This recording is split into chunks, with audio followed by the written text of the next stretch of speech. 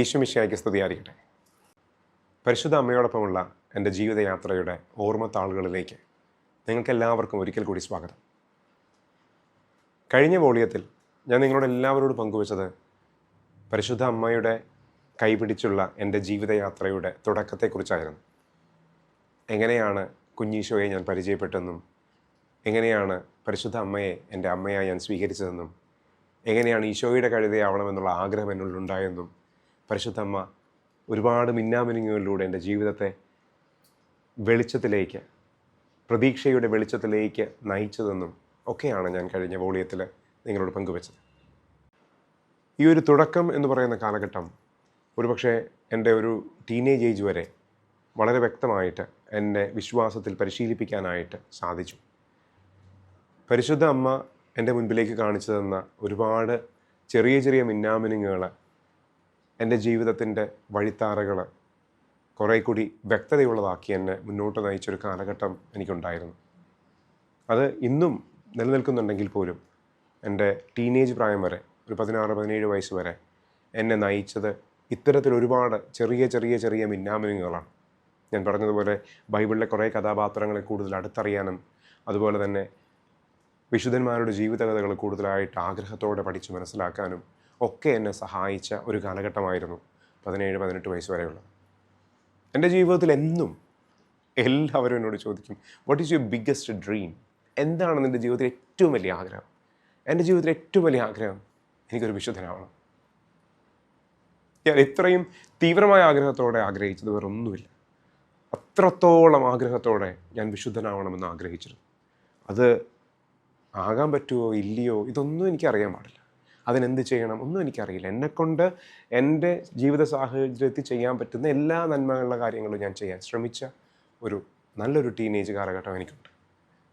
ഒരു നല്ലൊരു യൗവനം എനിക്കുണ്ടായിട്ടുണ്ട്.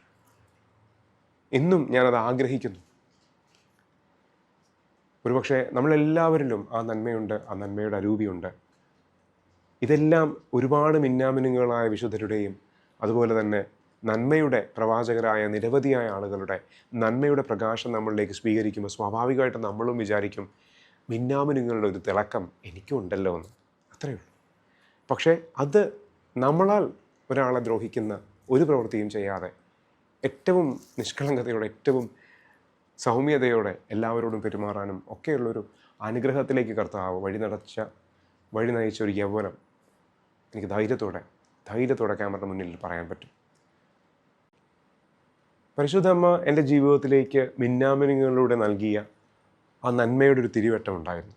ആ തിരിവട്ടം എന്നെ പല ജീവിത സാഹചര്യങ്ങളിലും വളരെ നിർണായകമായ തീരുമാനങ്ങൾ എടുക്കാനായിട്ട് സഹായിച്ചിട്ടുണ്ട്. അതോടൊപ്പം തന്നെ എൻ്റെ അമ്മുമ്മയെക്കുറിച്ച് ഞാൻ പറഞ്ഞു. എൻ്റെ അമ്മച്ചിയുടെ അമ്മയും അപ്പച്ചനും ഒത്തിരിയധികം പ്രാർത്ഥിക്കുന്നവരായിരുന്നു. വളരെ ആത്മാർത്ഥമായ ദൈവാനുഭവങ്ങളുള്ളവരായിരുന്നു. ദൈവാനുഭവവും ദൈവസ്നേഹവും ഏറ്റവും കൂടുതൽ ആയിട്ട് കണ്ട ഒരു ദമ്പതികളായിരുന്നു അവർ. അതിൽ എൻ്റെ അമ്മൂമ്മയ്ക്ക് ഒത്തിരി അധികം കൃപകളുണ്ടായിരുന്നു. ഏറ്റവും പരിശുദ്ധമായ നിരവധിയായ സ്വപ്നങ്ങൾ അമ്മയുടെ രാത്രികളിലും മറ്റുമൊക്കെ ആയിട്ട് അമ്മയ്ക്ക് സ്വപ്നങ്ങൾ വരും. ആ സ്വപ്നങ്ങളിലൂടെയൊക്കെ പരിശുദ്ധ അമ്മ എൻ്റെ അമ്മൂമ്മയോട് സംസാരിക്കുന്നതായിട്ട് അമ്മൂമ്മ കേൾക്കാറുണ്ട്. അമ്മ ആ കേട്ടതിനെക്കുറിച്ചൊക്കെ ഞങ്ങളോട് കുഞ്ഞുനാൾ മുതലേ പറഞ്ഞു തരും.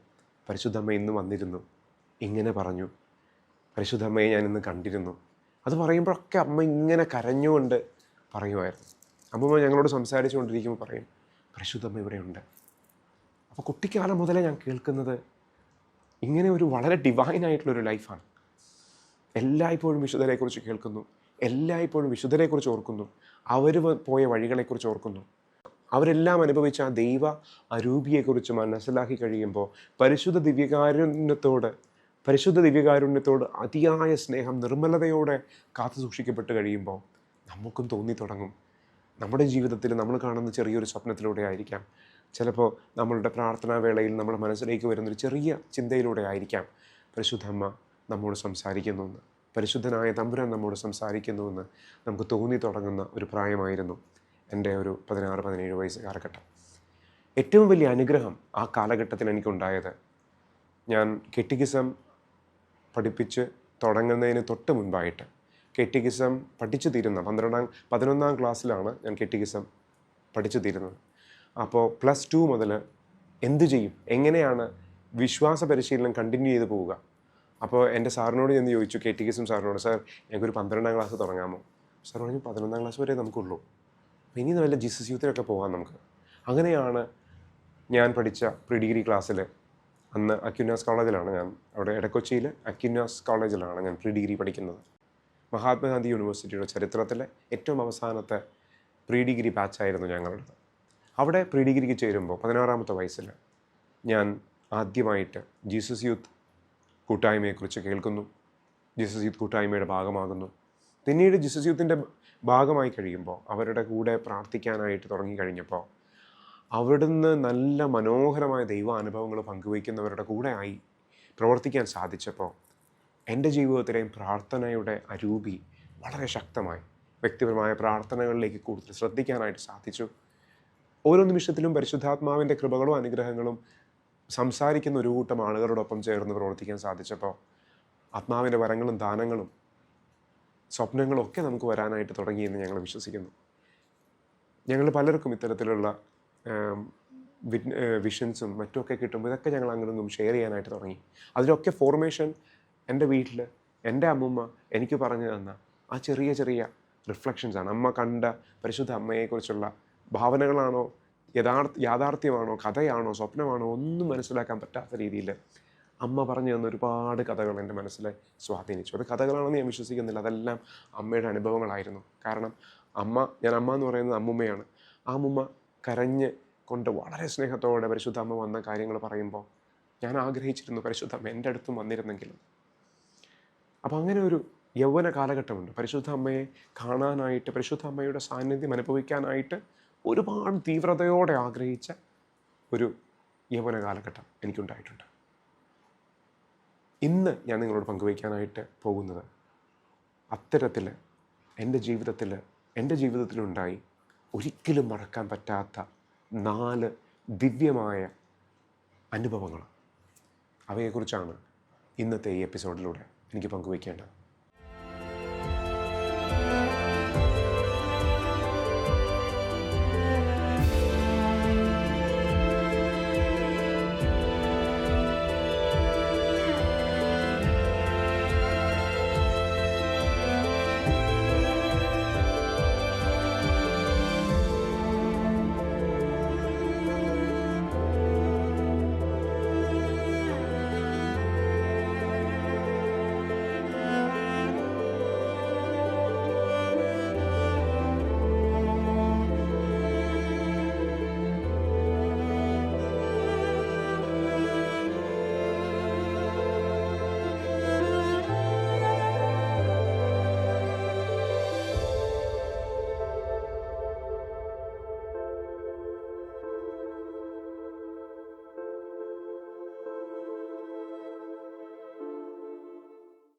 ഞാൻ എൻ്റെ ജീവിതത്തിൽ കണ്ട ഏറ്റവും പ്രധാനപ്പെട്ട 4 സ്വപ്നങ്ങളെക്കുറിച്ച് പങ്കുവയ്ക്കുമ്പോൾ സ്വാഭാവികമായിട്ടും എനിക്ക് അതിൻ്റെ ഒരു പശ്ചാത്തലം കൂടി നിങ്ങളോട് പങ്കുവയ്ക്കേണ്ടിയിരിക്കുന്നു.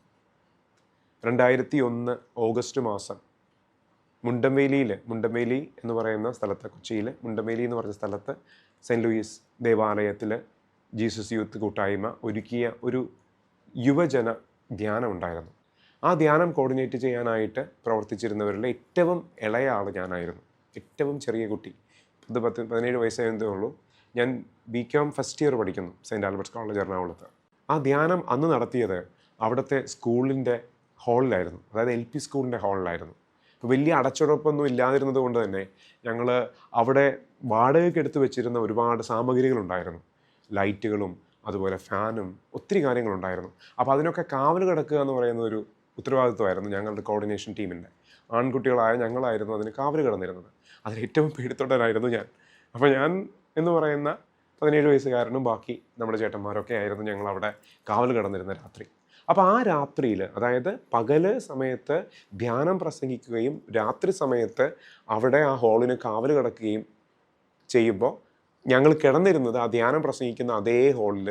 കാരണം അവിടെയായിരുന്നു ഫാനൊക്കെ ഉണ്ടായിരുന്നത് അച്ഛന്മാർ പ്രസംഗിക്കുന്ന ഭാഗത്ത്. അപ്പോൾ അതുകൊണ്ട് ഞങ്ങൾ അവിടെ താഴെ ചെറിയ LP സ്കൂളാണ്. അപ്പോൾ ചെറിയ ബെഞ്ചുകളൊക്കെ അടക്കി വെച്ചിട്ട് അവിടെയാണ് ഞങ്ങൾ കിടന്നിരുന്നത്. അപ്പോൾ അങ്ങനെ കിടന്നുറങ്ങിയ ആ 4 രാത്രികളിൽ 4 വ്യത്യസ്തമായ സ്വപ്നങ്ങൾ എൻ്റെ ജീവിതത്തിലുണ്ടായി. രാത്രി സ്വപ്നത്തെക്കുറിച്ചാണ് ഈ പറയുന്നത്. ഡ്രീംസിനെ കുറിച്ചോ അംബീഷൻസിനെ കുറിച്ചോ അല്ല പറയുന്നത്. ആ രാത്രികാല സ്വപ്നം 4 4 രാത്രികളിലായിട്ട് ഞാൻ കണ്ടു. അത് ഞാൻ ആദ്യമായിട്ട് ഇതൊന്ന് രേഖപ്പെടുത്തി വയ്ക്കാമെന്ന് വിചാരിച്ചുകൊണ്ടാണ് ഈ ഒരു വീഡിയോ ഞാൻ ഇന്ന് ചെയ്യുന്നത്. അതിൽ ഏറ്റവും ആദ്യത്തെ രാത്രി, അതായത് തിങ്കളാഴ്ച രാത്രി, ധ്യാനം തുടങ്ങുന്നത് തിങ്കളാഴ്ചയാണ്. തിങ്കളാഴ്ച രാത്രി ഞാൻ കണ്ട സ്വപ്നം ഇതായിരുന്നു. ഞാൻ പറഞ്ഞിരുന്നു, ഞാൻ ആ സമയത്ത് BCom ഫസ്റ്റ് ഇയർ പഠിക്കുകയാണ് സെയിൻറ്റ് ആൽബർട്ട്സ് കോളേജ് എറണാകുളത്ത്.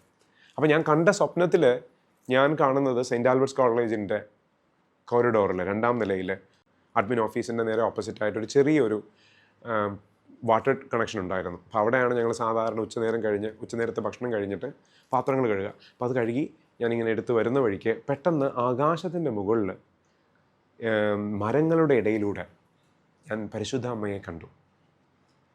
പരിശുദ്ധ അമ്മ ഒരു നീല അങ്കിയൊക്കെയുള്ള, കയ്യിൽ കുഞ്ഞീശോയൊക്കെ ചേർത്ത് പിടിച്ച് നിത്യസഹായ മാതാവിൻ്റെ രൂപം. ഞാൻ അമ്മയെ കാണുകയാണ്. ഞാൻ നടക്കുന്ന വഴികളിലൊക്കെയും എനിക്ക് അമ്മയെ കാണാം. ആ മരങ്ങളുടെ ചില്ലകളുടെ ഇടയിലൂടെയൊക്കെ എനിക്ക് പരിശുദ്ധ അമ്മയെ കാണാൻ പറ്റുന്നൊരു സ്വപ്നം ഞാൻ കണ്ടു. ഇത് ആ രാത്രിയിലെ, അതായത് തിങ്കളാഴ്ച രാത്രിയിലെ ആദ്യത്തെ സ്വപ്നമാണ്. ഈ സ്വപ്നത്തിൻ്റെ അർത്ഥമൊന്നും എനിക്ക് മനസ്സിലായില്ല. അന്ന് രാത്രി ഞാൻ പരിശുദ്ധ അമ്മയെ കണ്ടു എന്ന് എല്ലാവരോടും പറഞ്ഞു. ഞാൻ ആ നടയിൽ അവിടെ ആ പരിശുദ്ധ കുർബാന അർപ്പിച്ച്, വൈകുന്നേരം പരിശുദ്ധ കുർബാന അർപ്പിച്ച ആ നടയിലാണ് ഞാൻ ആ സ്വപ്നം കണ്ടത്. അപ്പോൾ അത് ഭയങ്കര എക്സൈറ്റഡ് ആയിരുന്നു. ഞാൻ ആദ്യമായിട്ട് പരിശുദ്ധ അമ്മയെ സ്വപ്നത്തിൽ കാണുവാണ്. വളരെ എക്സൈറ്റഡ് ആയിരുന്നു ഞാൻ. എന്താണ് അർത്ഥമൊന്നും എനിക്കറിയില്ല. പക്ഷേ എൻ്റെ ജീവിതത്തിൽ ഭയങ്കര സന്തോഷമായിരുന്നു. എൻ്റെ അമ്മൂമ്മ പറഞ്ഞ് കേട്ടിട്ടുണ്ട്. ഞാൻ കുഞ്ഞുനാൾ മുതലേ പരിശുദ്ധമ്മ വരുന്നു, പരിശുദ്ധമ്മ അടുത്ത് വരുന്നു. ഞാൻ ആദ്യമായിട്ട് കണ്ടു പരിശുദ്ധ അമ്മയെ. എനിക്ക് ഭയങ്കര സന്തോഷമായിരുന്നു. 2ാമത്തെ രാത്രി ആയപ്പോൾ, അതായത് പിന്നെ പിറ്റേ ദിവസം ധ്യാനം നടക്കുന്നു, എല്ലാ കാര്യങ്ങളും ഓർഗനൈസ് ചെയ്യാനായിട്ട്, കോർഡിനേറ്റ് ചെയ്യാനായിട്ട് ഞാനും ചേട്ടന്മാരുടെ കൂടെയൊക്കെ ഓടി നടക്കുന്നു. അത് കഴിഞ്ഞ് രാത്രിയാകുമ്പോൾ എല്ലാവരും പോയി കഴിയുമ്പോൾ ഞങ്ങളവിടെ കാവൽ കിടക്കുന്നു. വീട്ടിൽ പോയി ഒന്ന് ഡ്രസ്സൊക്കെ മാറി വന്നിട്ട് ഞങ്ങൾ കിടക്കാൻ വേണ്ടി വരിക. അപ്പോൾ അവിടെ വന്നിട്ട് ഞാനൊരു BSSLR ആണ് എനിക്കുള്ളത്. അപ്പോൾ അതൊക്കെ ഒരു സൈഡിലേക്ക് ചാരി വെച്ചിട്ട് അവിടെ വന്ന് ചേട്ടന്മാരോട് കുറച്ച് നേരം പ്രാർത്ഥിച്ചു. ഇന്നത്തെ പ്രാർത്ഥനകളെക്കുറിച്ചൊക്കെ ഓർത്തു, ഇന്നത്തെ അനുഭവങ്ങളെക്കുറിച്ചൊക്കെ ഓർത്തു, റിഫ്ലക്റ്റ് ചെയ്തു, കിടക്കാൻ വേണ്ടി പോയി. വീണ്ടും കിടന്നു ഉറങ്ങിക്കഴിഞ്ഞപ്പോൾ 2ാമത്തെ രാത്രിയിൽ ഞാൻ വേറൊരു സ്വപ്നം കണ്ടു. ആ സ്വപ്നം ഇതായിരുന്നു. ഞാൻ ഒരു കുന്നിൻ്റെ മുകളിലുള്ള റോഡിലൂടെ മുന്നോട്ടിങ്ങനെ നടന്നുകൊണ്ട് പോവുകയാണ്. അതായത് ഇൻക്ലൈൻ ചെയ്തിട്ട് മുകളിലേക്ക് പോയിക്കൊണ്ടിരിക്കുകയാണ്. അപ്പോൾ റൈറ്റ് സൈഡിലും ലെഫ്റ്റ് സൈഡിലും റോഡിൻ്റെ 2 ഭാഗത്തുമായിട്ട് വലിയ വലിയ ബിൽഡിങ്ങുകളുണ്ട്. പക്ഷെ ഞാൻ നടന്നു പോകുന്ന വഴിക്ക് ആ 2 സൈഡിലുള്ള ബിൽഡിങ്ങുകളൊക്കെ പുസ്തകങ്ങളാക്കി മാറ്റുകയാണ്. വലിയ ബ്ലോക്ക് ഓഫ് ബുക്സായി മാറുകയാണ്. എന്താണ് അതിൻ്റെ അർത്ഥമൊന്നും എനിക്ക് മനസ്സിലായില്ല. പക്ഷേ ഞാൻ എന്തോ ഒരു വളരെ വിഭിന്നമായ, ഞാൻ ഇതുവരെയും കണ്ടിട്ടില്ലാത്ത തരത്തിലൊരു സ്വപ്നം ഞാൻ ഇന്നും ഇത്രയും വർഷങ്ങൾ കഴിഞ്ഞും 24ഓളം വർഷങ്ങൾ കഴിഞ്ഞും വളരെ വ്യക്തമായിട്ട് ഓർക്കുന്ന ഒരു സ്വപ്നമായിട്ട് അത് നിലനിൽക്കുന്നുണ്ട്. ഇതായിരുന്നു എൻ്റെ 2ാമത്തെ സ്വപ്നം. 3ാമത്തെ രാത്രി, ബുധനാഴ്ച രാത്രി, അവിടെ വീണ്ടും ഇതേപോലെ തന്നെ ഞാൻ വന്ന് ചേട്ടന്മാരെല്ലാവരും അവിടെ ഇവിടെയൊക്കെ ആയിട്ട് കിടക്കുന്നു. ഞാനും അവിടെ ഒരിടത്ത് കിടക്കുന്നു. കിടന്നുറങ്ങുമ്പോൾ 3ാമത്തെ രാത്രിയിലെ സ്വപ്നം, ഞാൻ കഴിഞ്ഞ ദിവസം നടന്നുപോയ മലയുടെ മുകളിൽ ഞാൻ എത്തി നിൽക്കുന്നു. അതായത് ഞാൻ ആ കുന്നിൻ മുകളിലുള്ള റോഡിലൂടെ നടന്നു പോകുമ്പോൾ ഏതോ ഒരു മലയെ ലക്ഷ്യമാക്കിയാണ് ഞാൻ പോകുന്നത്. അതിൻ്റെ ഒരു കണ്ടിന്യൂറ്റി പോലെയാണ് ആ സ്വപ്നം ഞാൻ കണ്ടത്. അവിടെ ആ മലയുടെ മുകളിൽ നിന്ന് ഞാൻ താഴേക്ക് നോക്കുമ്പോൾ എനിക്ക് ആ നാട് മുഴുവൻ കാണാൻ സാധിക്കുന്ന തരത്തിലുള്ള ഒരു മലയുടെ മുകളിലാണ് ഞാൻ നിൽക്കുന്നത്. അവിടെ താഴ്വാരത്ത് നമുക്കൊരു ടൗൺഷിപ്പ് കാണാം. ലോകത്തെ മുഴുവൻ കാണാം എന്നൊരു രീതിയിലാണ് ഞാൻ ചിന്തിക്കുന്നത്. അതൊരു ചെറിയൊരു സ്ഥലമാണെന്ന് എനിക്ക് തോന്നുന്നില്ല. ലോകത്തെ മുഴുവൻ കാണാൻ പറ്റുന്ന തരത്തിൽ ഒരു കുന്നിൻ്റെ മുകളിൽ ഞാൻ നിൽക്കുകയാണ്. എനിക്കൊന്നും മനസ്സിലാവുന്നില്ല. 3ാമത്തെ സ്വപ്നം എനിക്കൊന്നും മനസ്സിലാവുന്നില്ല. കാരണം ആദ്യത്തേതിൽ എനിക്ക് ഏറ്റവും എക്സൈറ്റഡ് ആയിട്ട് ഞാൻ പരിശുദ്ധ അമ്മയെ കാണുന്നു. 2ാമത്തെ സ്വപ്നത്തിൽ മനസ്സിലാവുന്നില്ലെങ്കിലും പുസ്തകങ്ങളാക്കി മാറ്റപ്പെടുന്ന ബിൽഡിങ്ങുകളെ കാണുന്നുണ്ട്.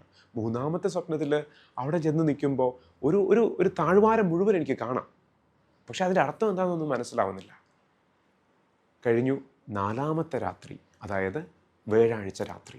വ്യാഴാഴ്ച രാത്രി വീണ്ടും പരിശുദ്ധ ദിവ്യകാരുണ്യ ആരാധനയൊക്കെ അർപ്പിച്ചു കഴിഞ്ഞ ആ നടയിൽ, ആ ഹാളിൻ്റെ ആ നടയിൽ, സ്റ്റേജിൽ, അതായത് LP സ്കൂളിൻ്റെ സ്റ്റേജിലെ ക്ലാസ്സിൽ അവിടെ കിടന്നുറങ്ങുമ്പോൾ ഞാൻ കണ്ട 4ാമത്തെ രാത്രിയിലെ സ്വപ്നം, ഞാനിന്നും പറയുന്നു എൻ്റെ ജീവിതത്തിലെ ഏറ്റവും ശക്തമായ, ഏറ്റവും ബലമുള്ള ഒരു സ്വപ്നമായിരുന്നു. ഏറ്റവും കൂടുതൽ എൻ്റെ ജീവിതത്തെ മുറുകെ പിടിച്ച ഒരു സ്വപ്നമാണ്. എൻ്റെ ജീവിതത്തിൻ്റെ രണ്ടറ്റവും, അതായത് ഇന്നത്തെ എന്നെയും പഴയ എന്നെയും ചേർത്ത് പിടിപ്പിക്കുന്ന ഏറ്റവും ശക്തമായ ഒരു സ്വപ്നം. ആ സ്വപ്നം ഇതായിരുന്നു: ഒരു പള്ളിയിൽ നിത്യസഹായ മാതാവിൻ്റെ രൂപത്തിൻ്റെ മുൻപിൽ ഒരു കല്യാണ ചെക്കനും ഒരു പെണ്ണും പുതുതായിട്ട് കല്യാണം കഴിഞ്ഞ് വന്ന് കല്യാണ ഡ്രസ്സോടുകൂടി ഒരു ബ്രൈഡ് ആൻഡ് ഗ്രൂം, ഒരു കല്യാണ ചെക്കനും പെണ്ണും പരിശുദ്ധ അമ്മയുടെ തിരുസ്വരൂപത്തിന് മുൻപിൽ കൈകൂപ്പി നിന്ന് പ്രാർത്ഥിക്കുന്നു. കുഞ്ഞീശോ ഒരു ജപമാല എടുത്ത് ആ ജപമാല ആ രണ്ടു പേരിലേക്കും എത്തിച്ചു കൊടുക്കുന്നു, ഇങ്ങനെ കൈ നീട്ടി കൊടുക്കുന്നു. അപ്പോൾ അവരാ ജപമാല ഏകദേശം ഇതുപോലെ, ഈ ജപമാല പോലെ ഒരു ജപമാല അവരിലേക്ക് കിട്ടുന്നു. ആ ജപമാല അവർ വളരെ സ്നേഹത്തോടെ മേടിച്ച് തിരിഞ്ഞു നിൽക്കുമ്പോൾ അവരിങ്ങനെ ഉയർത്തിപ്പിടിക്കുകയാണ്. അവർ കാണുന്നത് എണ്ണിത്തീരാൻ പറ്റാത്തത്രയും ആളുകൾ ആ പള്ളിയിൽ അവരുടെ മുമ്പിൽ നിൽക്കുന്നുണ്ട്. അവരുടെ മുൻപിലേക്ക് ഇങ്ങനെ ഉയർത്തിപ്പിടിക്കുന്ന ജപമാല ഓരോ ചെറിയ ചെറിയ ചെറിയ ജപമാലകളായിട്ട് രൂപം പ്രാപിച്ചിട്ട്, അതായത് ഈ ജപമാലയിൽ നിന്ന് ചെറിയ ചെറിയ ജപമാലകൾ വന്ന് ആ ജപമാലകൾ അവിടെ ഇരിക്കുന്ന എല്ലാവരിലേക്കും ഒഴുകിപ്പോകുന്നൊരു സ്വപ്നം ഞാൻ കണ്ടു. എൻ്റെ നാലാമത്തെയും ഏറ്റവും പ്രധാനപ്പെട്ട അവസാനത്തെ, ആ ആഴ്ചയിലെ ഏറ്റവും അവസാനത്തെ സ്വപ്നവുമായിരുന്നു അത്. പക്ഷേ എൻ്റെ ജീവിതത്തിൽ ഇന്നും ഏറ്റവും ശക്തമായ സ്വാധീനം ചെലുത്തുന്നൊരു സ്വപ്നമായിരുന്നു. പക്ഷേ എനിക്ക് മനസ്സിലായില്ല എന്താണ് അതിൻ്റെ അർത്ഥം എന്ന്. ഇപ്പോൾ 4 വ്യത്യസ്തമായ സ്വപ്നങ്ങളാണ് ഞാൻ പറഞ്ഞത്. ഒന്ന് പരിശുദ്ധ അമ്മയെ കണ്ടു. രണ്ടാമത്തത് ഞാനൊരു മലയുടെ മുകളിലേക്ക് കടന്നു ചെല്ലുമ്പോൾ അവിടെ പുസ്തകങ്ങൾ പോലെ അവിടുത്തെ ബിൽഡിങ്ങുകൾ മാറി വരുന്നു. മൂന്നാമത്തെ രാത്രി ഞാൻ കണ്ടത് ഒരു വലിയ മലയുടെ മുകളിൽ നിന്ന് എനിക്കൊരു താഴ്വാരം കണക്കെ ലോകം മുഴുവൻ എന്ന രീതിയിൽ എനിക്ക് കാണാൻ പറ്റുന്നൊരു സാഹചര്യം ഉണ്ടാകുന്നു. നാലാമത്തെയും ഏറ്റവും അവസാനത്തെയും സ്വപ്നത്തിൽ പരിശുദ്ധ അമ്മയാൽ കുഞ്ഞീശോയാൽ നൽകപ്പെടുന്ന ഒരു ജപമാല എടുത്തു പിടിക്കുന്ന ഒരു ദമ്പതികളെ കാണുന്നു. അവരാ ജപമാല ഉയർത്തിപ്പിടിക്കുമ്പോൾ എണ്ണിത്തീരാൻ പറ്റാത്ത അത്രയും ആളുകൾ ആ പള്ളിയിൽ ഉണ്ട്. അവരിലേക്ക് ആ ജപമാല ഒഴുകിപ്പോകുന്നു. 4 സ്വപ്നങ്ങൾ കണ്ട ഒരു ടീനേജറിനൊന്നും മനസ്സിലായില്ല. എനിക്കൊന്നും മനസ്സിലായില്ല എന്താണ് ആ സ്വപ്നത്തിൻ്റെ അർത്ഥമെന്ന്. പക്ഷേ പിറ്റേ ദിവസം വെള്ളിയാഴ്ച വളരെ സംഭവബഹുലമായ ഒരു ദിവസം എനിക്ക് വേണ്ടി തമ്പുരാൻ കാത്തിരുന്നു എന്നുള്ളതാണ് പിന്നീട് എനിക്ക് വെളിവാക്കപ്പെട്ടത്. അതിങ്ങനെയായിരുന്നു. വെള്ളിയാഴ്ചയാണ്, ധ്യാനത്തിൻ്റെ അവസാന ദിവസമാണ്. 105ഓളം ആളുകൾ, കുട്ടികൾ, യുവാക്കൾ, ഞങ്ങളുടെ പരിസരത്തു നിന്നുള്ളവരെല്ലാവരും അവിടെ ധ്യാനത്തിനുണ്ട്. ആ ധ്യാനത്തിൻ്റെ സംഘാടക കമ്മിറ്റിയിലുണ്ടായിരുന്നു എന്നുള്ളതുകൊണ്ട് എനിക്കും സെബാസ്റ്റ്യൻ എന്ന് പറയുന്ന ജീസസ് യൂത്തിലെ ഒരു ചേട്ടായിക്കുമായിരുന്നു അന്ന് ഇൻ്റർസെഷൻ ടീമിലെ എല്ലാവർക്കും ചായ, രാവിലത്തെ ചായ, ഒരു 10-11 മണിക്കുള്ള ചായ കൊടുക്കാനുള്ള ഉത്തരവാദിത്വം ഞങ്ങൾക്കായിരുന്നു. അപ്പോൾ ഞങ്ങൾ അതിനുള്ള പലഹാരങ്ങളും കുറച്ച് ചായയും ഒക്കെ ആയിട്ട് ഞങ്ങൾ ഈ ഇൻ്റർസെഷൻ നടക്കുന്നത് ഒരു നിത്യാരാധന പോലെ അവർ ചെയ്ത്, ഒരു നിത്യാരാധന പോലെ നടത്തി സ്തുതിപ്പും പ്രാർത്ഥനയും ഒക്കെ ആയിട്ടിരിക്കുന്ന കന്യാസ്ത്രീ അമ്മമാരുണ്ടായിരുന്നു. അതുപോലെ ഒരുപാട് ആത്മായ പ്രേക്ഷിതരും ഉണ്ടായിരുന്നു. അപ്പോൾ അവരുടെ അടുത്തേക്ക് ഈ ചായപാത്രമായിട്ട് ഞങ്ങൾ പോവുകയാണ്. അപ്പോൾ ഞങ്ങളിങ്ങനെ പോയി, അതിലൊരു ചേച്ചി കടന്നു വന്നു. അവിടെ ഞാൻ പറഞ്ഞ പോലെ കന്യാസ്ത്രീ അമ്മമാരും ഉണ്ട്, അതർവൈസ് സാധാരണ ആത്മായ അമ്മമാരും ഉണ്ട്. അപ്പോൾ അവർ ആ ചേച്ചിമാരൊക്കെ ഉണ്ട്. അപ്പോൾ അതിലൊരു ചേച്ചി വന്നു ഞങ്ങളുടെ ഇന്ന് ചായ മേടിക്കാൻ വേണ്ടി വരുമ്പോൾ ആ ചേച്ചി സെബാസ്റ്റ്യൻ ചേട്ടനോടും എന്നോടും കൂടി ചോദിച്ചു, മക്കളെ നിങ്ങളിവിടെ എല്ലാവരുടെയും പേര് തന്നിട്ടുണ്ടോ? ഇന്ന് ധ്യാനത്തിന് വന്ന എല്ലാവരുടെയും പേരുണ്ടോ? കാരണം ഇന്നത്തെ പ്രത്യേക പ്രാർത്ഥനകളും കാര്യങ്ങളും നടക്കുവാണ്. നമ്മൾ ഒത്തിരിയധികം ഇൻ്റർസെഷൻ വെച്ച് പ്രാർത്ഥിക്കണം ഓരോരുത്തരെ ചൊല്ലി. അപ്പോൾ ഇതിൽ ഒരാളുടെ പേര് ഞങ്ങളുടെ ഈ ലിസ്റ്റിലില്ല, പക്ഷെ അയാളുടെ പേര് ഇങ്ങനെ വന്നുകൊണ്ടിരിക്കുകയാണ്. അപ്പോൾ സെബാസ്റ്റ്യൻ എന്ന് പറഞ്ഞ ചേട്ടൻ പറഞ്ഞു, ഞങ്ങളെല്ലാവരുടെയും പേര് തന്നിട്ടുണ്ട്, ഇന്ന് ഇവിടെ അറ്റൻഡ് ചെയ്യുന്ന എല്ലാവരുടെയും പേരുണ്ട്, പിന്നെ ഏത് പേരാണ് ഈ വന്നുകൊണ്ടിരിക്കുന്ന പേര്? അപ്പോൾ ആ ചേച്ചി പെട്ടെന്ന് കയ്യിൽ കൊന്ത ഇങ്ങനെ പിടിച്ചുകൊണ്ടിരിക്കുകയാണ്. അപ്പോൾ ആ ചേച്ചി പറയുകയാണ്, ജോഫിൻ എന്ന പേരായ ഒരു പേരാണ്, ജോഫിൻ എന്നൊരു പേരാണ് ഞങ്ങൾക്ക് ഇങ്ങനെ നിരന്തരം വന്നുകൊണ്ടിരിക്കുന്നത് രാവിലെ തൊട്ട്. അപ്പോൾ സെബാസ്റ്റ്യൻ ചേട്ടൻ എന്നെ ചൂണ്ടിക്കാണിച്ചുകൊണ്ട് പറഞ്ഞു, എടാ അത് നീയല്ലേ? അപ്പം ഞാൻ പറഞ്ഞു, അതെ ഞാനാണല്ലോ ചേച്ചി. അപ്പോൾ ചേച്ചി കയ്യിൽ കൊന്ത പിടിച്ചിട്ട് എന്നെ കവിളിലിങ്ങനെ പിടിച്ചിട്ട് പറഞ്ഞു, എടാ നീയാണോ ജോഫിൻ? നിന്റെ പേരാണ് രാവിലെ മുതൽ പരിശുദ്ധമ്മ തന്നുകൊണ്ടിരിക്കുന്നത്. ഞാൻ ചോദിച്ചു, ഞാനൊന്നും ചെയ്തിട്ടില്ല, ഒന്നും പറയാനറിയാൻ പാടില്ല, 17 വയസ്സേ പ്രായമുള്ളൂ, ഞാൻ എന്ത് പറയാനാ? പരിശുദ്ധമ്മ എന്നെ വിളിക്കണമെന്നോ? എനിക്കറിയില്ല ചേച്ചി, ഞാനൊന്നും അറിയില്ല. എനിക്ക് എന്ത് പറയണമെന്ന് അറിയാൻ പാടില്ലായിരുന്നു. ആ ചേച്ചി എന്നോട് ചോദിക്കുമ്പോൾ ഞാൻ പറഞ്ഞു, ഞാനൊന്നും ചെയ്തില്ല. പരിശുദ്ധമ്മ എന്നെ വിളിക്കുന്നു എന്ന് പറഞ്ഞപ്പോൾ അതെന്തോ കുറ്റം കൊണ്ടാണെന്നാണ് ഞാൻ വിചാരിച്ചത്. പറഞ്ഞു, ഞാനൊന്നും ചെയ്തില്ല, ഞാനൊന്നും ചെയ്തില്ല ചേച്ചി എന്ന് പറഞ്ഞു. അത്രമാത്രം മണ്ടനായിരുന്നു ഞാൻ. അർത്ഥം എന്താണെന്ന് എനിക്ക് മനസ്സിലാവണില്ല. ചേച്ചി എങ്ങനെയാണ് എൻ്റെ പേര് കേൾക്കുന്നത് എനിക്ക് മനസ്സിലാവണില്ല. ഞാനിങ്ങനെ പേടിച്ചിരിക്കുവാണ് അന്ന്. അത് കഴിഞ്ഞിട്ടും എനിക്ക് ചായ കൊടുത്തു. ഈ ഒരു ഷോക്കിലാണ് ഞാൻ നിൽക്കുന്നത്. ചായ കൊടുത്തതിന് ശേഷം പരിശുദ്ധമ്മ വിളിച്ചു എന്ന് പറയുന്നു. ഇതിൻ്റെ അർത്ഥം എന്താണെന്ന് എനിക്ക് മനസ്സിലാവണില്ല. അപ്പോൾ ഞാൻ സെബാസ്റ്റ്യനോട് ചോദിച്ചു, സെബാസ്റ്റ്യൻ ഇതെന്താണ് ഇങ്ങനെ പറയുന്നത്? അത് അവർക്ക് പ്രാർത്ഥിക്കുമ്പോൾ സന്ദേശം കിട്ടും.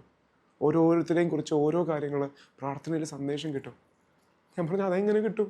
ഞാൻ എൻ്റെ പേര് കൊടുത്തില്ലെങ്കിൽ അവർക്ക് എങ്ങനെ അറിയാൻ പറ്റും? അതൊക്കെ പരിശുദ്ധമ്മയ്ക്ക് പറ്റൂടാ എന്ന് പറഞ്ഞു.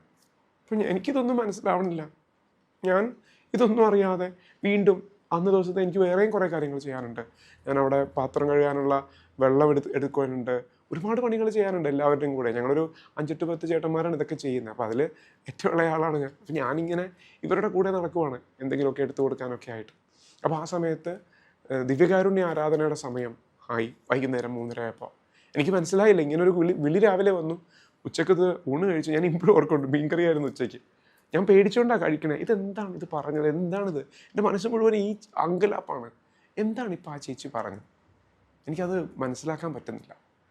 ഞാൻ ഈ 4 ദിവസങ്ങളായിട്ട് കുറേ സ്വപ്നങ്ങൾ കാണുന്നുണ്ട്, ഒന്നും മനസ്സിലാവണില്ല.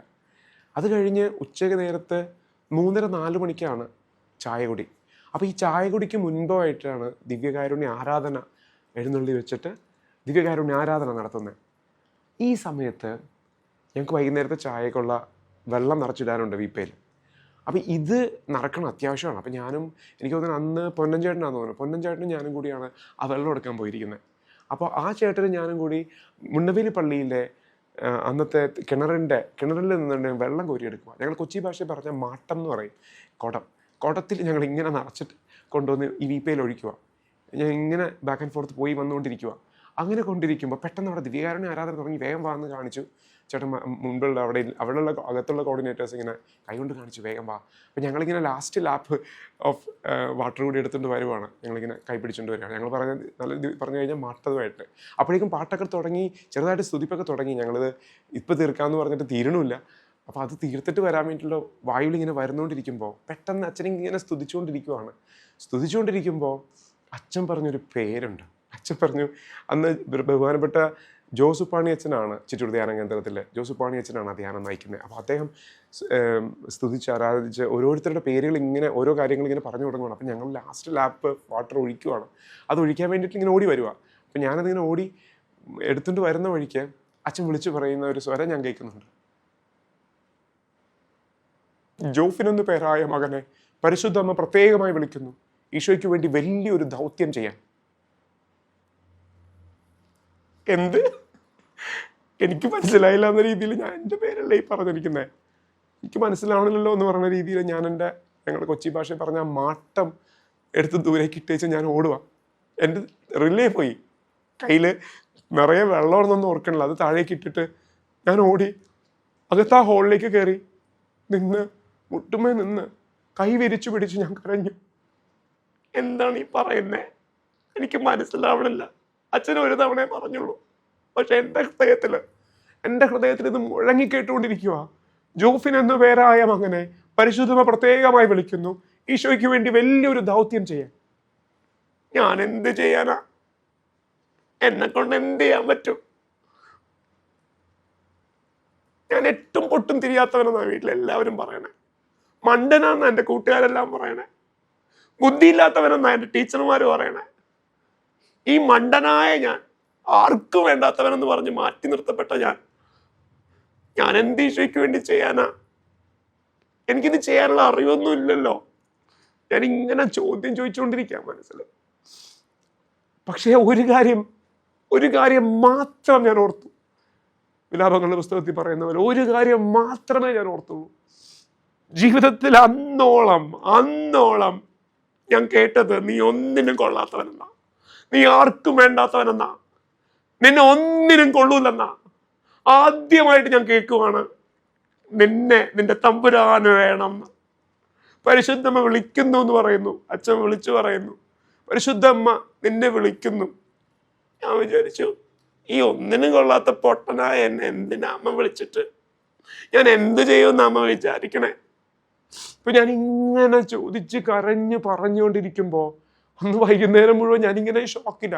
ആരാധന കഴിഞ്ഞു, ചായകുടി കഴിഞ്ഞു, എല്ലാവരും പിരിഞ്ഞുപോയി, ഞങ്ങളുടെ ധ്യാനമൊക്കെ സക്സസ്ഫുൾ ആയി എന്ന് പറഞ്ഞ് എല്ലാവരും സന്തോഷിച്ചു, സ്തുതിച്ചു, പ്രാർത്ഥിച്ചു. കൂട്ടായ്മ പിരിയാൻ നേരവും ഞാനിങ്ങനെ പേടിച്ചുകൊണ്ടിരിക്കുക, വിറച്ചിട്ടിരിക്കുക. ഉച്ചക്ക് രാവിലത്തെ ഒരു വിറവലുണ്ടായി, രാത്രിയായപ്പോൾ ഒരു വിറവലുണ്ട്, 4 സ്വപ്നങ്ങൾ വന്നിട്ടുണ്ട്. ഒന്നും മനസ്സിലാവണില്ല. ഒന്നും മനസ്സിലാകാതെ പരിഭ്രമിച്ചിരിക്കുന്ന എൻ്റെ പരിഭ്രമം കണ്ടിട്ട് എൻ്റെ കൂടെയുള്ള ചേട്ടന്മാർ ചോദിച്ചു, എന്തു പറ്റി? അപ്പം ഞാൻ പറഞ്ഞു, ഇത് ഞാൻ എന്ത് ചെയ്യാനാണ്? ഞാൻ പരിശുദ്ധ അമ്മയ്ക്ക് വേണ്ടി എന്ത് ചെയ്യാനാണ്? എനിക്ക് ഒന്നും അറിയാൻ പാടില്ല. അപ്പോൾ ആ ചേട്ടന്മാർ പറഞ്ഞൊരു വാക്ക് വളരെ വ്യക്തമാണ്. പരിശുദ്ധ അമ്മയാണ് നിന്നെ തിരഞ്ഞെടുത്തിരിക്കുന്നത്, നീയല്ല. നിനക്കുള്ള കുറവുകൾ എന്താണ്, നിനക്കുള്ള പോരായ്മകൾ എന്താണ്, അതൊക്കെ അമ്മക്കറിയാം. ബാക്കിയൊക്കെ അമ്മ നോക്കിക്കോളും. അമ്മയ്ക്ക് നീ ഒരു യെസ് പറഞ്ഞാൽ മതി, നീ പ്രാർത്ഥിച്ചാൽ മാത്രം മതി. ജപമാല മുറുക്കെ പിടിച്ചോ. നിന്റെ ജീവിതം കൊണ്ട് ഈശോയ്ക്ക് വേണ്ടി എന്തോ വലുത് ചെയ്യാനുണ്ട്. അവരെല്ലാവരും തലയ്ക്ക് കൈവച്ച് പ്രാർത്ഥിച്ച് അനുഗ്രഹിച്ചു. കാരണം ആ കൂട്ടായ്മയിൽ അവിടെ ഉണ്ടായിരുന്ന ചേട്ടന്മാരും അവിടെയുള്ള സംഘാടകരിൽ ആകെ പേര് പറഞ്ഞ ട്രോഫി കിട്ടിയത് എനിക്ക് മാത്രമാണ്.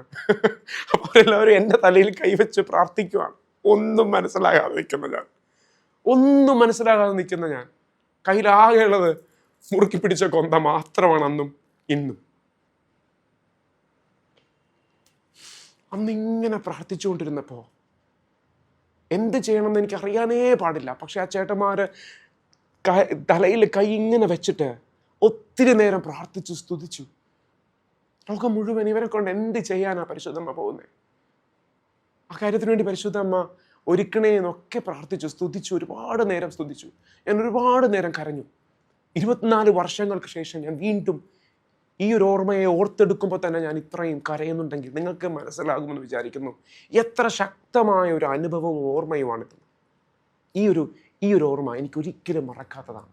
കാരണം ഞാൻ വിചാരിക്കുന്നു എൻ്റെ ജീവിതത്തിലെ ഏറ്റവും പ്രധാനപ്പെട്ട ഒരു ദിവസമായിരുന്നു അന്ന്. എൻ്റെ ജീവിതത്തിൽ അന്ന് വരെ ഞാൻ കേട്ടത് ഞാൻ ആർക്കും വേണ്ടാത്തവനെന്നാണ്. ഞാൻ തന്നെ വിചാരിച്ചത് ഞാൻ ലോകത്തിനൊരു ഭാരമാണെന്നാണ്.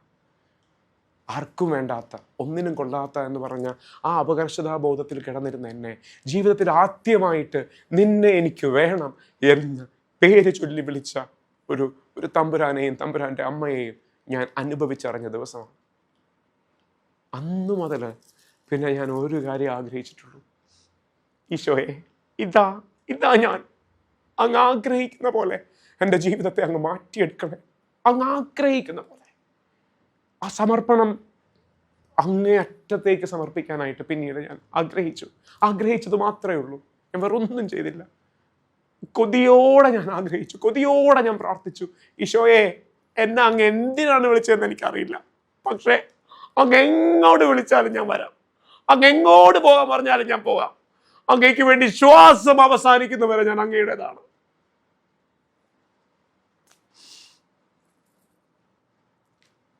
ഇതായിരുന്നു എൻ്റെ 4 സ്വപ്നങ്ങളും അതിനെ തുടർന്നുണ്ടായിരുന്ന ദൈവവിളി.